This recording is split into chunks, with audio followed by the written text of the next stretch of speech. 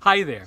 We just wanted to give you a short little video today just to tell you about our interesting and exciting trip from Colorado River RV down in Columbus, Texas, up to Lake Whitney RV in Whitney, Texas, about 200 miles up the road. Yeah. Just a You easy know, trip. My sister has commented that we are unrealistically positive about our experiences on the road. Not anymore. Let's take a trip in a trailer. No need to come back at all. Let's take the powder to Boston for chowder. Let's get away from it all. No, it was an interesting day yesterday. We, it was fine for the first 2/3, something like that. We left the park at about 8:30. About 11 o'clock we hit We only Waco. had 2 more Scooby-Doos to go. That's right. That's how we measure our distance on the road. We are so used to having the grandchildren with us on long trips. They go, Papa Doug, how much farther? And it goes, just 2 more Scooby-Doos, and that's all. So we still do it when we're all alone. I'll turn to Sally and go, 2 more Scooby-Doos. That means we've got 1 hour. And you did yesterday. I did, just right 2 more before the incident. Yeah, we were driving along. We hit Waco. We won't even get into Waco. We have had not good experiences We have had a there. couple of experiences in Waco that were not good. But we hit Waco at about 11 o'clock, and we had just gotten onto Interstate 35 going north, and there was a guy next to me. I was in the right-hand lane. He was in the left-hand lane. And the middle lane. yeah, middle lane. And he was being weird. And I looked over and realized that he was right next to me, and he had his window rolled down, and he was Waving at you. talking to me. So I rolled my window down and said, "What?" And he said, "You're dragging something metal under your trailer."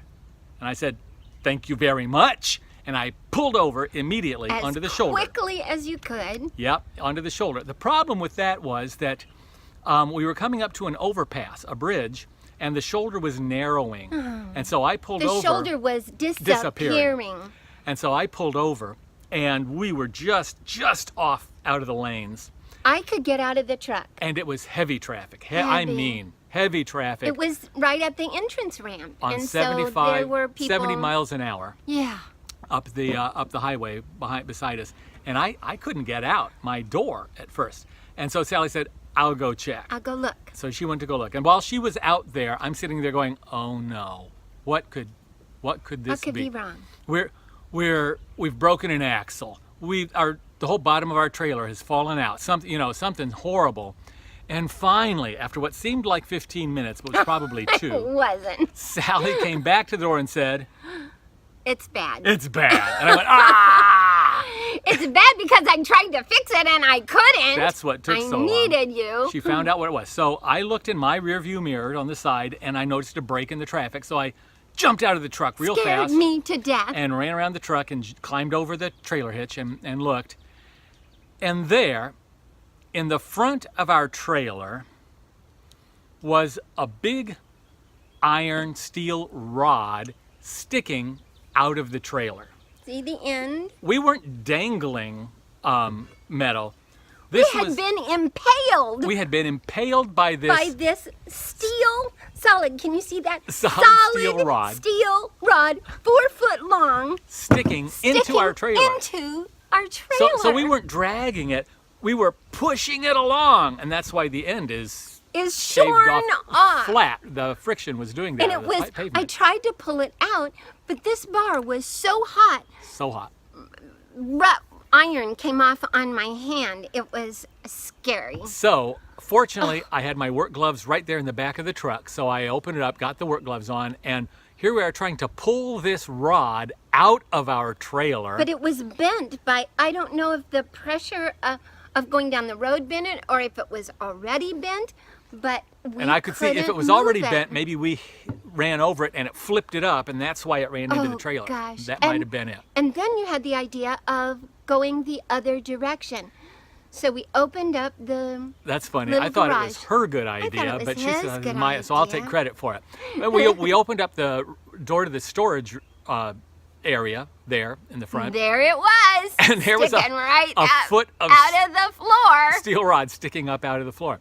So we pulled stuff out of this storage area. We looked like we were unpacking on the side of the freeway with the trailer rocking. Because all the trucks and cars were going by God. at 70 miles an hour.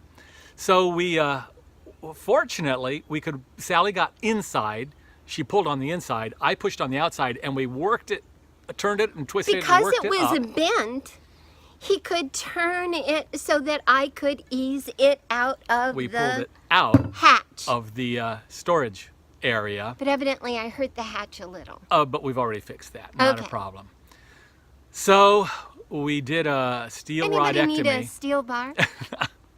and we got back up. Fortunately, if something horrible like that has to happen, it was about as good as you could expect it to happen, because it poked a hole in our trailer in the It did. fiberglass cap, and it poked a hole in the floor of our storage area, but it missed everything Everything. else.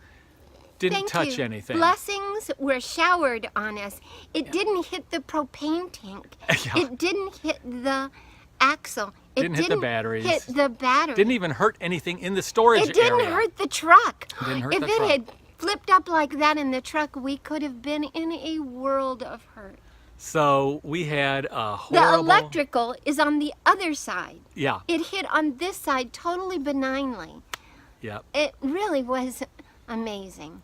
And said, okay, we've got that taken care of. And we took pictures right then, at least of the bar and the holes. Yeah. And put the bar in the back of the truck so we'd have proof if we needed it for insurance. And then I had to get back in the truck. And there were still cars and trucks So fast. zooming by. And I stood there for quite a while And before all I could do is I sat in the truck was, Lord, please let us have a break in this traffic so we can pull out from a dead stop on a hill with no entrance ramp. Right. So, so fortunately, there was a small break in the traffic, and I There ran around, was. opened my door, and jumped in the truck, slammed the door. And I thought, we're going to have to wait here We're for gonna like have to wait. a half hour before there's a break in the traffic long enough for us to pull out. And Because he looked in the rearview mirror and he said, it's I clear. can go. It's clear. So I jammed it into gear, and we took off and got back on the highway and made it back to up here to Whitney. And the thing is, with all of that going on, that only took about 10, 15 minutes. It really to did. find the problem, to fix the problem, and get back on the highway. So it only threw us off schedule by about 15 So minutes. see, Mary Beth, we do share the bad stuff. Absolutely. Yesterday was a no good, very bad day, or whatever the book is. Yeah. In fact, let me just real quickly show you some of the damage that was done. Okay, here is the hole in our trailer on the right-hand side, the passenger side, way down near the bottom. This is all chipped off All right chipped there. off there. It's not a big thing. I measure it's only about like 4 by 4 that needs to be repaired, and the place we called says they've got a good fiberglass guy. So looks like we should be okay. It just means it's got to be fixed. Mm-hmm. And then if we go and look on the inside of the storage area, we can see that That's where the rod was poking up. a rod stuck right through the floor up into this storage area here. Didn't do major damage, but I mean, it's something that's got to be repaired. So that was our exciting day yesterday, and we felt that we had to share that with you because we are sharing kind of people. So you say goodbye, Sally. Goodbye, Sally. This is Papa Doug saying goodbye. Talk to you later. Let's get away from it all.